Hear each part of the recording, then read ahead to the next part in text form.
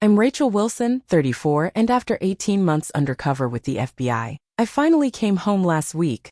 At my parents' summer barbecue, my sister Amanda wasted no time reminding everyone I was the family disappointment. All those years of her superiority complex hadn't changed. What she didn't expect was her 13-year-old daughter Lily shouting across the lawn, "Welcome back, federal agent." The look on Amanda's face was worth every condescending remark she'd ever made. If you've ever felt belittled by family, give this video a like and subscribe to hear how I turned my sister's mockery into her most embarrassing moment. And let me know in the comments where you're watching from. I'd love to connect with you all. Growing up, Amanda was always 3 steps ahead of me, literally and figuratively. 3 years my senior, she blazed through school collecting perfect grades, debate trophies, and college acceptance letters while I struggled to find my place. Our childhood home in suburban Massachusetts still has the wall of Amanda's achievements. Valedictorian photo, her MBA diploma from Boston University, wedding pictures with her husband Mark, and portraits of their daughter Lily. My section of the wall?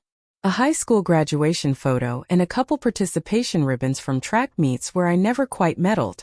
The contrast wasn't lost on anyone, especially my parents.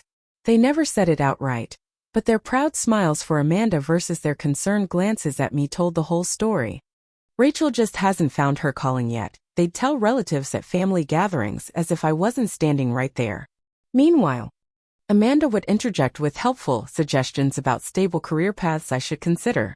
After college, where I majored in criminal justice with a minor in psychology, I bounced between jobs, retail management, paralegal work, even a stint as a private investigator's assistant. Nothing felt right. Amanda, meanwhile, was climbing the corporate ladder at a financial consulting firm in Boston, buying her first home with Mark, and planning for Lily. The turning point came during a particularly low period when I was between jobs and staying in my parents' guest room. Amanda came for Sunday dinner with her family, Lily just a toddler then. "Still job hunting?" she asked, her voice dripping with fake sympathy as she bounced Lily on her knee. "You know, my company has an entry-level position in administration. I could put in a word." Something snapped in me that day. I didn't want Amanda's hand-me-down career opportunities. I wanted something that was entirely my own. The FBI application I'd been considering for months suddenly seemed less intimidating than spending another day under Amanda's shadow. The application process was grueling: background checks, physical fitness tests, interviews. When I got the acceptance letter to the FBI Academy at Quantico, I called my parents first. Their reaction was mixed, pride tinged with worry. "Isn't that dangerous?" my mother had asked. "Couldn't you find something more suitable?" Amanda was blunter when I told her. "The FBI? Really, Rachel? This isn't one of your TV crime shows. These are serious professionals." The 20 weeks at Quantico were the hardest of my life. Physical training that pushed me to my limits, academic courses in law and ethics, firearms proficiency, and tactical training. For once I was being measured on my own merits, not compared to my sister. I graduated in the top third of my class, not the star student, but solid and respected. My first assignment was in the Boston field office, working on white-collar crime. When I told my family about my first successful case helping to bring down a Ponzi scheme that had defrauded retirees of millions, Amanda somehow turned it into a conversation about her recent promotion. "That's nice, Rachel," she'd said distractedly. "Did Mom tell you I'm heading up the entire Northeast Division now? 50 people reporting to me." As years passed, the distance between us grew. I transferred to New York, then Chicago, building expertise in financial crimes. Amanda stayed in Boston, had Lily, bought a bigger house, got featured in Boston Business Monthly's 40 Under 40. Each Christmas and Thanksgiving, we performed the ritual of catching up. Her achievements somehow always overshadowing mine. "Still chasing down tax evaders?" she'd ask, making my work sound trivial. "Mark just closed a deal with that tech startup.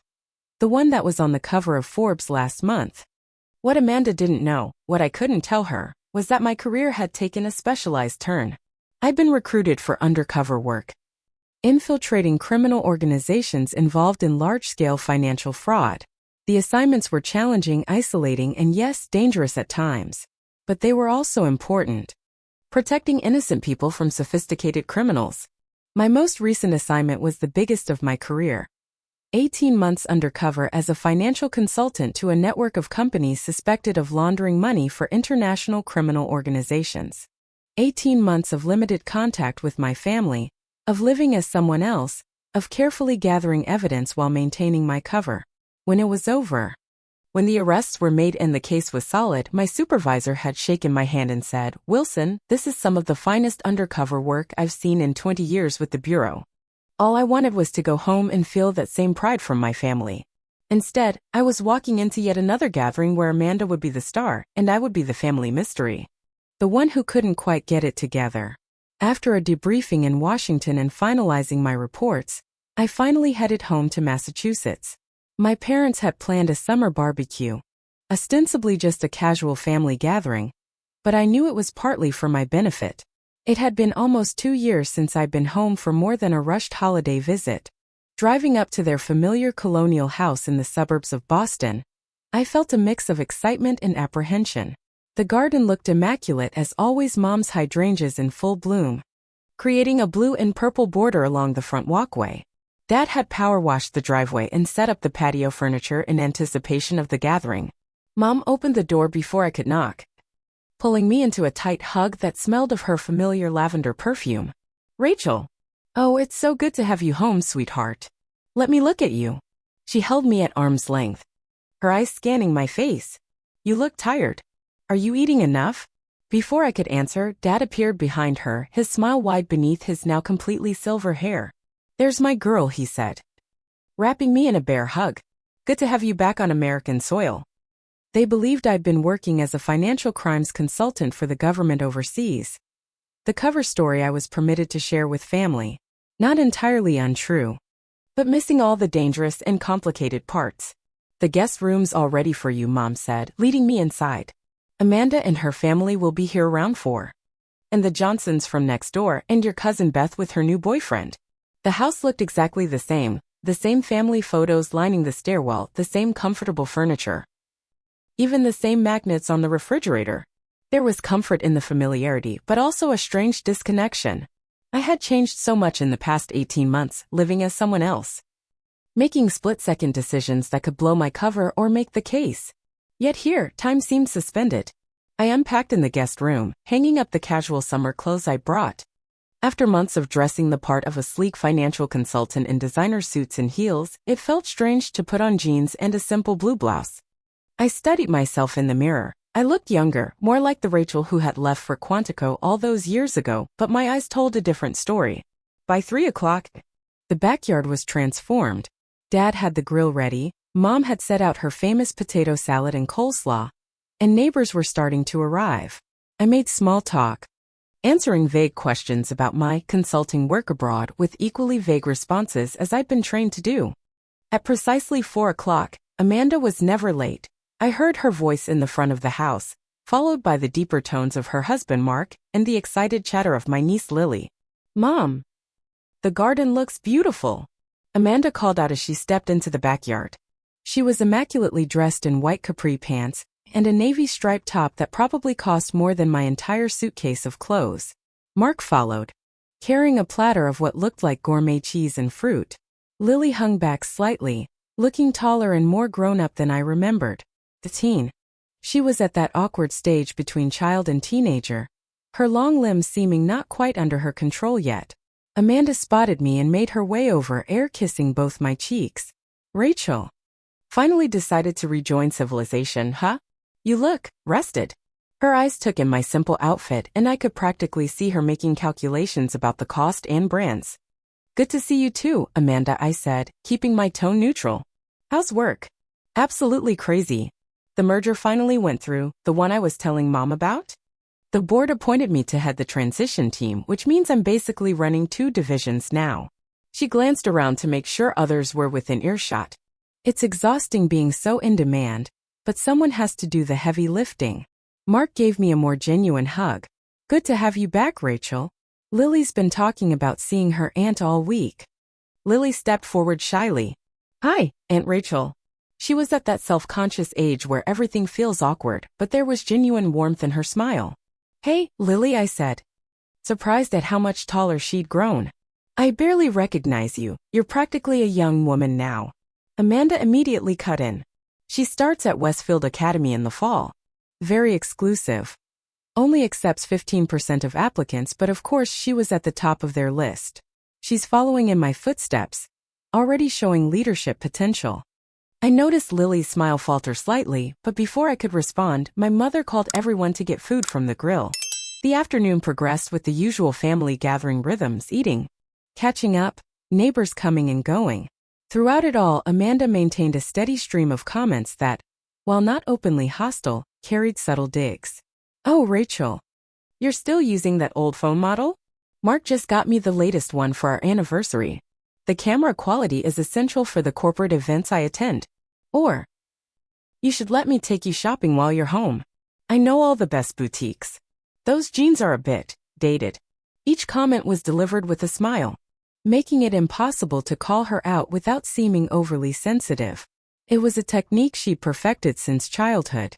Our cousin Beth asked me about my work, and I started sharing a sanitized version of investigating corporate malfeasance, careful to stay within my cover story boundaries.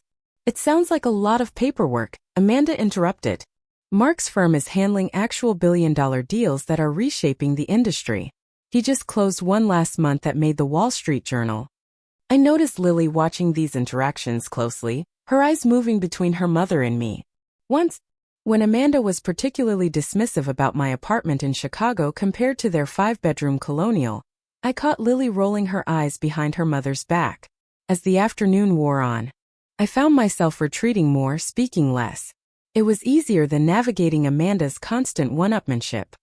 I had faced down criminal suspects with less stress than this family barbecue was causing me. As evening approached, Mom and Dad set up the large outdoor table for dinner. Strings of garden lights came on as the sun began to set, casting a warm glow over the backyard. The scent of grilled steaks and chicken filled the air, mingling with the citronella candles Mom had lit to keep mosquitoes at bay. Everyone gathered around the table, passing dishes family style. Amanda strategically positioned herself at the center of the table, with Mark and Lily flanking her, creating what looked like a perfect family portrait. "So Mark," my father began. "Amanda tells me the merger is finally complete. That must be a relief." Mark nodded. "It's been intense but worth it. The stock options alone should pay for Lily's college, even if she goes Ivy League, which with her grades seems likely." Amanda beamed, placing a hand on Lily's shoulder. "We're already looking at pre-college summer programs at Harvard and Yale for next year. The competition is fierce, but with my connections and Lily's academic record, we're confident." I glanced at Lily, who was pushing food around her plate, her expression unreadable. "What about you, Rachel?" my father asked, clearly trying to include me in the conversation. "Any interesting cases lately? I know you probably can't share details, but..." I took a sip of water, considering what I could safely say. "Actually, I just wrapped up a significant investigation. I can't get into specifics, but it involved tracking financial fraud across multiple companies. Rachel works on financial crimes," my mother explained to the neighbors, a hint of pride in her voice that warmed me. I was part of a team that I began, but Amanda cut me off. "Speaking of teams, my Leadership Excellence Award came through last month. They only give out 5 nationally, and I was selected from over 300 division heads." She pulled out her phone. "I have pictures from the ceremony in New York. The CEO himself presented it." The conversation shifted as Amanda passed her phone around, showing glossy photos of herself receiving a crystal trophy. I fell silent, taking another bite of potato salad that suddenly tasted like cardboard. Cousin Beth tried again. "You were saying about your investigation, Rachel?" "Oh, it was just routine work," I said. My enthusiasm deflated. "Nothing special. Don't be modest," my father encouraged. "You've been gone for over a year on this assignment. It must have been important." I straightened slightly. It was challenging. We were investigating a network of companies that appeared legitimate but were actually... Amanda's laugh cut through my sentence. "Oh, please, Rachel. You're basically a nobody in your department. Don't pretend you're doing important work." The table fell silent. Even the cicadas seemed to pause their evening chorus. My mother's fork clattered against her plate. "Amanda," she admonished, but the damage was done. Heat rushed to my face, not just embarrassment, but anger. After years of tolerating her dismissiveness, After months of dangerous undercover work that I couldn't even fully explain to my family, this public dismissal hit harder than it should have. I was just teasing, Amanda said with a wave of her hand. Rachel knows I'm kidding. But seriously, let's not pretend that pushing papers at a government job compares to executive leadership in the private sector. Mark looked uncomfortable. The stakes are excellent, John, he said to my father, obviously trying to change the subject. Yes, perfectly done, agreed Mrs. Johnson from next door, her eyes darting nervously between Amanda and me.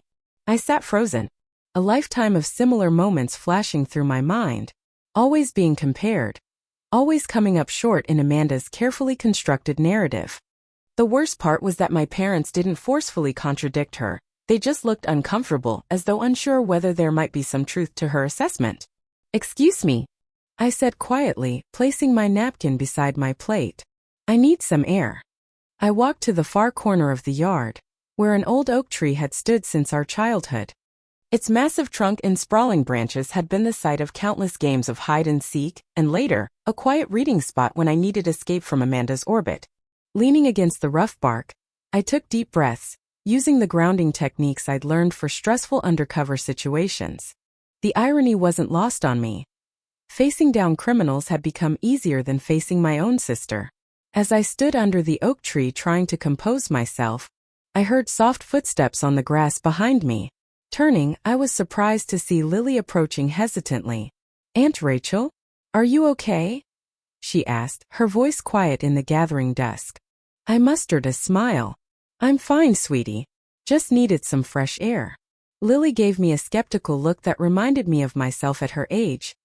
Too perceptive to be fooled by adult platitudes. Mom can be really mean sometimes, she said bluntly, leaning against the tree trunk beside me. She does that to me too. I looked at her with surprise. She does. Lily nodded, kicking at the grass with her sneaker. Nothing I do is ever good enough. I got second place in the science fair. And she spent the whole ride home talking about how the girl who won probably had parents who helped her more. My heart ached for her. That must be tough. Yeah. Lily was quiet for a moment. I don't want to go to Westfield Academy. All the kids there are super intense and competitive. But Mom says it's the best path to an Ivy League school. What would you prefer? I asked. She shrugged. I like science and art. The public high school has this amazing program where you can take classes at the community college in environmental science. But Mom says that's not prestigious enough. The parallel to my own experiences with Amanda was striking. You know, Lily, when I was your age, I felt a lot of pressure to be more like your mom. She was always the star student, the perfect daughter. But you're an FBI agent, Lily said, her eyes widening. That's way cooler than sitting in meetings all day like Mom. I stared at her, stunned. How did you know that? Lily rolled her eyes. Mom and Grandma were talking in the kitchen last Christmas. Mom was saying how you were wasting your education on playing detective, and Grandma said you were an FBI agent on an important assignment, and Mom should be proud of you. I was speechless. Amanda had known about my real job all along, and she still chose to belittle my work publicly? I think it's amazing, Lily continued, oblivious to my shock. Do you carry a gun? Have you ever arrested anyone? Before I could respond, Amanda's voice called from the patio. Everyone. Dessert is ready. Mom made her famous apple pie. Lily pushed off from the tree. We should go back. Mom gets mad if I'm not where she can show me off to everyone. The bitterness in her young voice made my chest tighten. We walked back toward the lights of the patio together. Lily's revelation still ringing in my ears. As we approached the table, where everyone was now gathered around my mother's steaming apple pie, Amanda gave us a tight smile. There you are, Lily. Come sit by Grandpa. He wants to hear about your science project. I took my seat quietly, still processing what Lily had told me. Amanda knew I was an FBI agent. She knew the importance of my work. Yet she had deliberately chosen to undermine me in front of our family and friends. As my mother began cutting slices of pie, Lily suddenly spoke up, her voice carrying clearly across the table. Aunt Rachel, I meant to say earlier, welcome back, federal agent. Mom told me not to talk about your cool job, but I think catching bad guys is amazing. The silence that followed was absolute. My father's coffee cup halted halfway to his mouth. My mother's pie server clattered against the dish. Every eye at the table swiveled from Lily to me, then to Amanda, whose face had drained of color. Lily, Amanda hissed. We don't. Rachel's work is confidential. But the damage was done. Mrs. Johnson leaned forward eagerly. You're with the FBI, Rachel? All this time we thought you were just some sort of financial consultant. Is that why you've been gone so long? Cousin Beth asked. Were you on a secret mission or something? Mark was staring at his wife with a confused expression. Amanda, you told me Rachel worked for a government auditing office. Amanda's face had flushed from white to red. She gave a forced laugh. Lily has such an imagination. She's been watching too many crime shows. Rachel works in financial crimes, yes. But she's exaggerating I'm a special agent with the FBI's financial crimes section, I said clearly, making a split-second decision. While I couldn't share operational details, my general role wasn't classified. I've been on an extended undercover assignment, which is why I haven't been home much in the past year and a half. The table erupted in exclamations and questions. My mother looked proud but worried, my father surprised but impressed. Amanda looked like she might spontaneously combust. Why didn't you tell us? Dear, my mother asked. Parts of my work are confidential and it's safer for everyone if details aren't widely shared, I explained. But yes, I'm a federal agent. That's so cool. Cousin Beth exclaimed. Is it like in the movies? I smiled. Not exactly. There's a lot more paperwork and a lot less car chases than Hollywood would have you believe. As I answered their questions with the limited information I could share, I watched Amanda becoming increasingly agitated.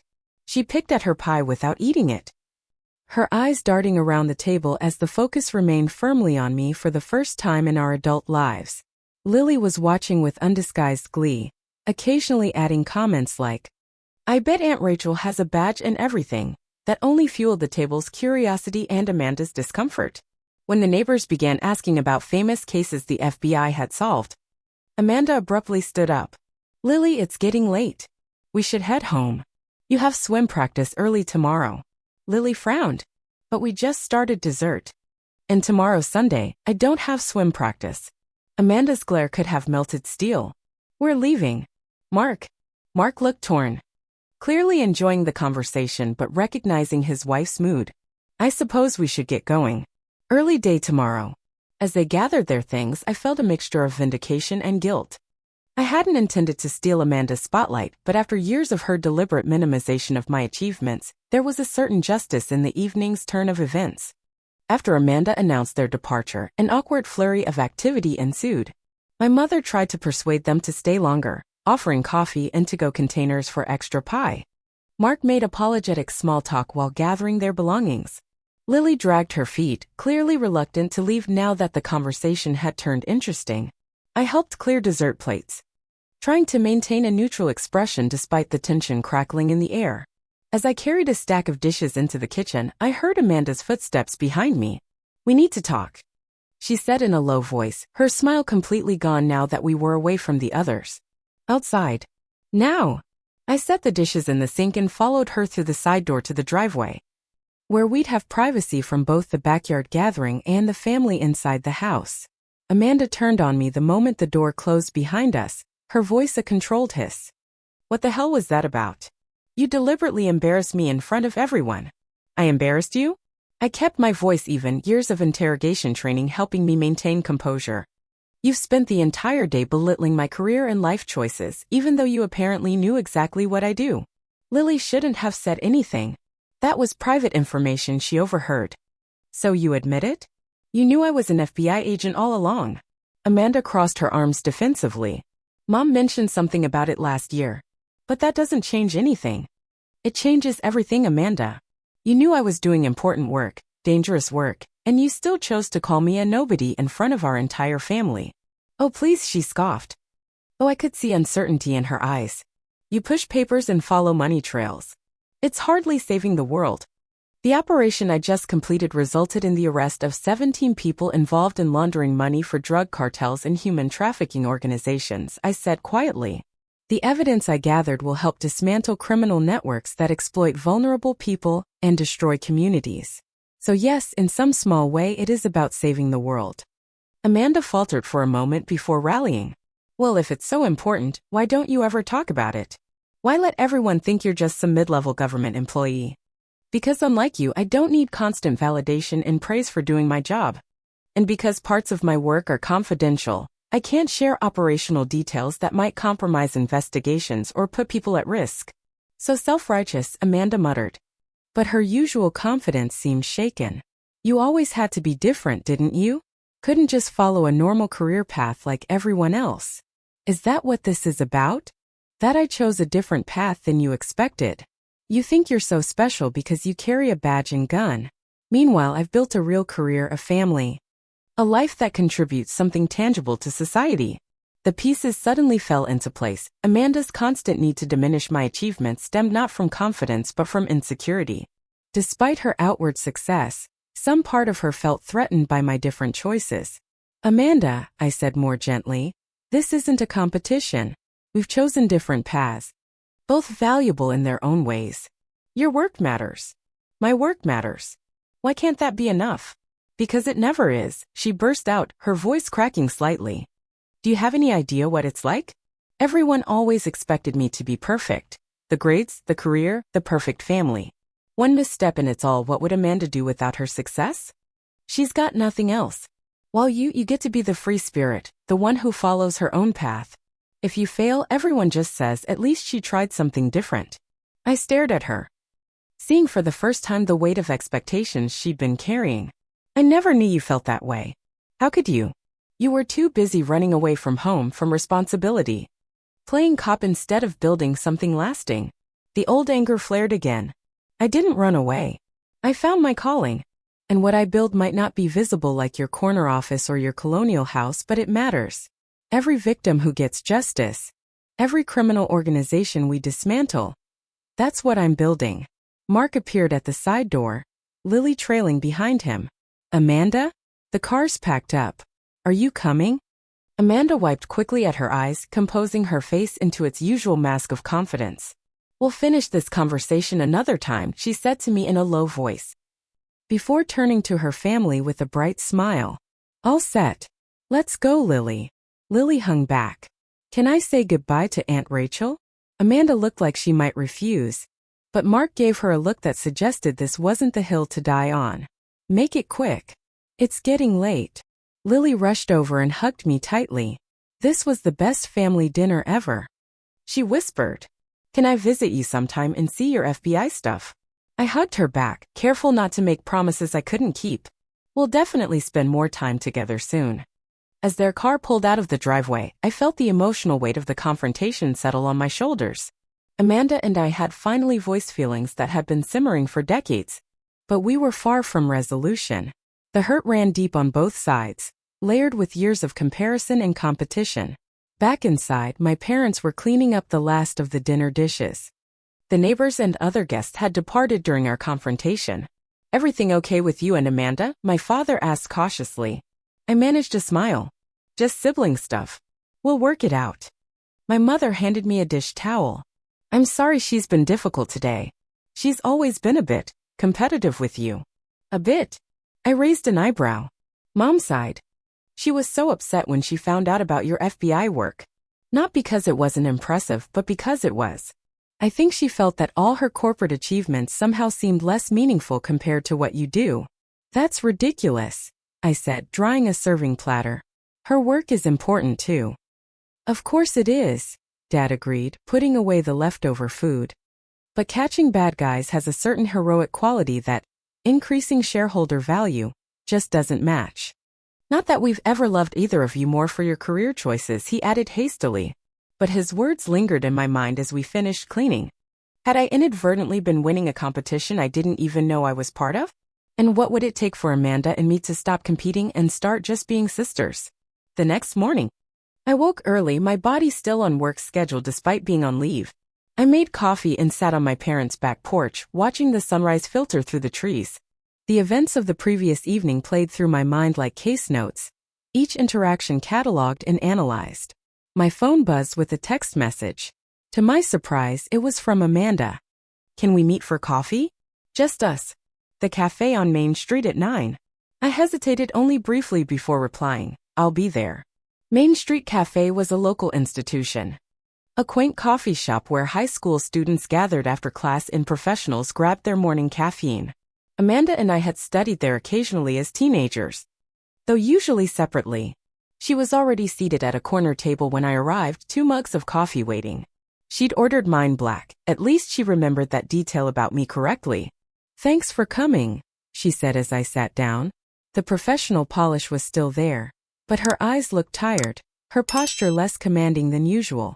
"Of course," I replied, taking a sip of coffee. "I'm glad you suggested it." An awkward silence stretched between us. Outside of family gatherings with built-in distractions, we rarely spent time one-on-one anymore. Finally, Amanda spoke. "I've been thinking about our conversation last night, about what you said regarding your work." I nodded, waiting for her to continue. "Mark and I had a long talk after we got home. He pointed out some things about how I've been treating you that I hadn't fully recognized." She traced the rim of her coffee mug with one manicured finger. "I think I owe you an apology." The admission was so unexpected that for a moment I wondered if this was some kind of tactical approach. But Amanda's expression showed genuine discomfort. This kind of vulnerability didn't come easily to her. "I appreciate that," I said carefully. "When Mom first told me about your FBI work, I didn't believe it. It seemed so out of character for my little sister who could never stick with anything." She gave a small, self-deprecating smile. "Then when I realized it was true, that you found this whole career and identity that had nothing to do with following in my footsteps or family expectations, I guess I felt threatened." "Threatened? By me?" The concept seemed absurd. Amanda had always been the confident one, the achiever, the standard by which I was measured. You were doing something meaningful, something that made a difference. And you didn't need anyone's approval to do it. She looked up at me directly. "Do you know how much courage that takes? To chart your own course without needing constant validation?" I was stunned by her candor. "I always thought you had it all figured out. The perfect career, marriage, family. Perfect on paper," she admitted. "But I've spent my entire life making choices based on what would impress others. College major, career path. Even where we bought our house. All carefully calculated to maintain the image of success." "But you are successful," I pointed out, "by any objective measure. In ways that can be quantified and displayed, yes." She took a sip of her coffee. "But am I making a difference like you are? Am I following a genuine calling or just climbing a ladder because it's there?" The raw honesty of her questions disarmed me completely. This wasn't the polished, competitive sister I was used to sparring with. "I think we measure success differently," I said slowly. "And maybe that's okay. Your work has value too, Amanda. Creating jobs, building something sustainable. That matters." She nodded. "Maybe, but I think I've lost perspective somewhere along the way. Especially with Lily. She's a great kid," I said sincerely. "Smart. Perceptive. You should be proud." "I am. But I'm also pushing her down the same path of external validation that I followed. Mark pointed that out last night. How Lily lights up when she talks about science and art, and how that light dims when I start talking about prestigious schools and perfect grades." I thought about Lily's comments under the oak tree. She mentioned feeling pressure about Westfield Academy. Amanda winced. I was so focused on the prestige factor that I never stopped to ask what she actually wanted. She looked at me with unexpected vulnerability. "How do you do it, Rachel? How do you tune out the noise and follow your own path?" The question caught me off guard. I'd spent so many years feeling like I was falling short of Amanda's example that I'd never considered she might see something valuable in my choices. It wasn't some grand independent decision. I admitted. I floundered for years, remember? The FBI wasn't a childhood dream. It was something I discovered when I was trying to find where I fit. And it's not always easy. There are sacrifices. "Like what?" she asked, genuinely curious. "Stability for one.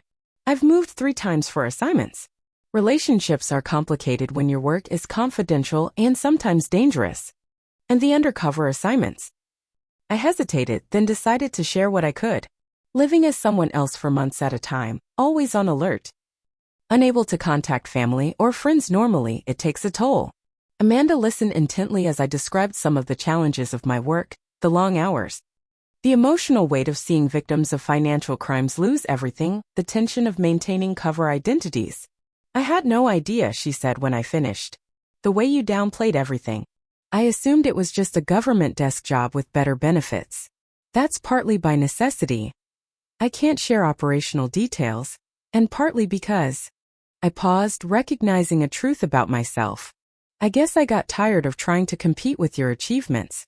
It seemed easier to let you think my work wasn't important than to set myself up for comparison and criticism. Amanda flinched slightly. I've been awful to you, haven't I? We've been awful to each other in different ways, I acknowledged. I've resented your success instead of celebrating it. We both got caught in this competition that neither of us consciously signed up for. A tentative smile appeared on Amanda's face. So where do we go from here? Can we start over somehow? Not over, I said thoughtfully. But maybe forward with a better understanding of each other. Our conversation continued for another hour, gradually shifting from apologies and explanations to genuine catching up. Amanda shared challenges at work she'd previously hidden behind a veneer of perfect success. I told her more about my training and the parts of my job I could discuss. When we finally left the cafe, something fundamental had shifted between us. The air felt clearer. The burden of decades of comparison somewhat lighter. Lily would love to see you again before you head back to Chicago, Amanda said as we walked to our cars. Maybe dinner at our place tomorrow night? I promised not to sabotage the conversation this time. I smiled. I'd like that. As I drove back to my parents' house, I felt a cautious optimism. One conversation couldn't erase years of complicated dynamics, but it was a start, a turning point toward something healthier for both of us. The dinner at Amanda and Mark's house the following evening was noticeably different from our parents' barbecue. Amanda had prepared a simple meal rather than her usual elaborate entertaining spread, and the conversation flowed more naturally without her constant steering toward her achievements. Lily was thrilled to have my undivided attention, peppering me with questions about FBI training and investigations. I answered what I could, emphasizing the teamwork and analytical aspects rather than any danger or drama. The most important skills for my job aren't what people expect, I explained as we sat around their dining table. It's not about being the best shot or knowing martial arts, it's about observation, patience, and understanding human behavior. Like psychology? Lily asked eagerly. We're studying that in science club. Amanda, rather than redirecting the conversation to more prestigious topics, actually encouraged this line of discussion. Lily's science teacher says she has a natural talent for understanding systems and patterns, she said with genuine pride rather than competitive boasting. After dinner, Amanda surprised me by bringing up Westfield Academy again, but with a completely different approach. Rachel, I've been thinking about what you said about finding your own path, she said as Mark cleared the dishes with Lily's help. I'm wondering if we've been too focused on the traditional measures of success with Lily's education. What do you mean? I asked. Lily mentioned an environmental science program at the public high school. At first, I dismissed it because it wasn't the elite private school track, but she looked toward the kitchen where Lily was laughing with her father.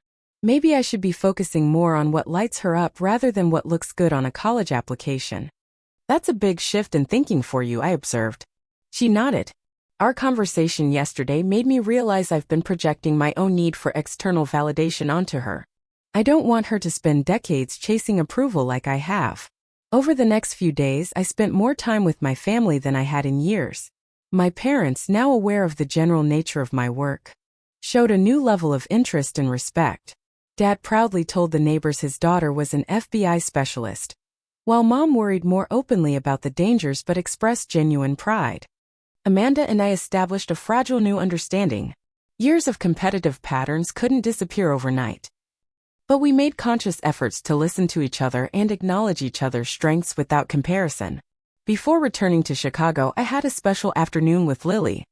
Amanda suggested we have aunt-niece time, and we spent hours at the local science museum, where Lily's enthusiasm for the environmental exhibits was contagious. Mom says I might be able to do that special science program after all, she confided as we examined a display on watershed conservation. She said there are many paths to success and I should follow the one that excites me most. Your mom is wiser than I've given her credit for, I replied with a smile. She also said she's been too hard on you, Lily added, her perceptive eyes studying my reaction. And that she's actually really proud of what you do, even if she doesn't always show it. The admission warmed something long cold inside me. We're learning to understand each other better. It takes time. On my last evening home, Amanda and her family joined us for dinner at my parents' house again. This time, the dynamic was noticeably different. Amanda still talked about her work, but with more honesty about its challenges and less emphasis on status. She also actively created space for me to share appropriate stories about my cases and training. Rachel was always the one with real courage, she said at one point, surprising everyone at the table. I followed the path of least resistance, the expected route. She forged her own way. You both have different kinds of courage, my father said thoughtfully. Amanda, you've taken on enormous responsibility in your career and as a mother. Rachel, you've risked your safety for the greater good. Neither is more valuable than the other.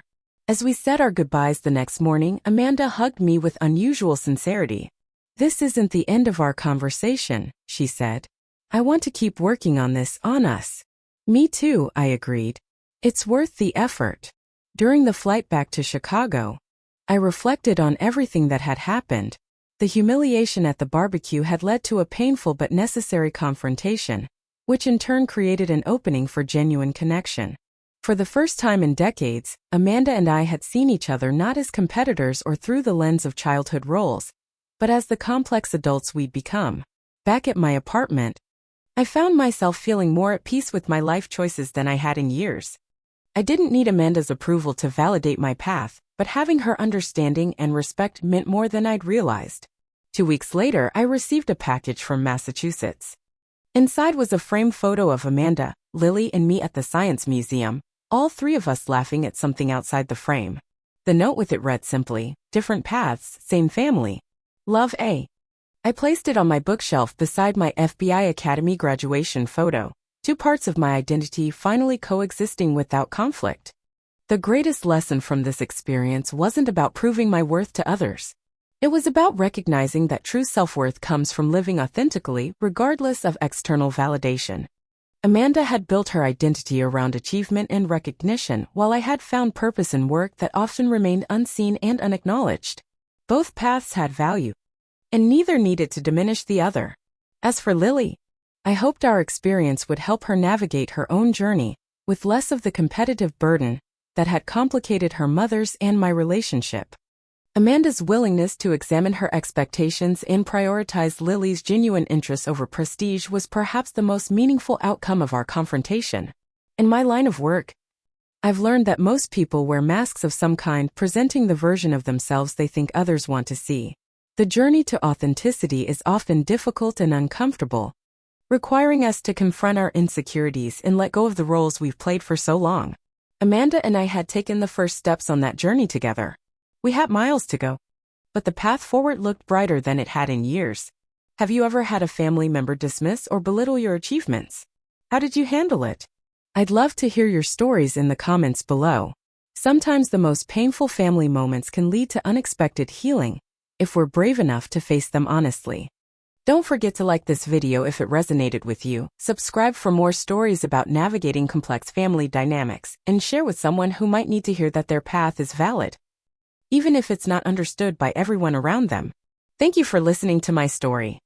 And remember that your worth isn't determined by others' validation, it comes from living authentically and with purpose.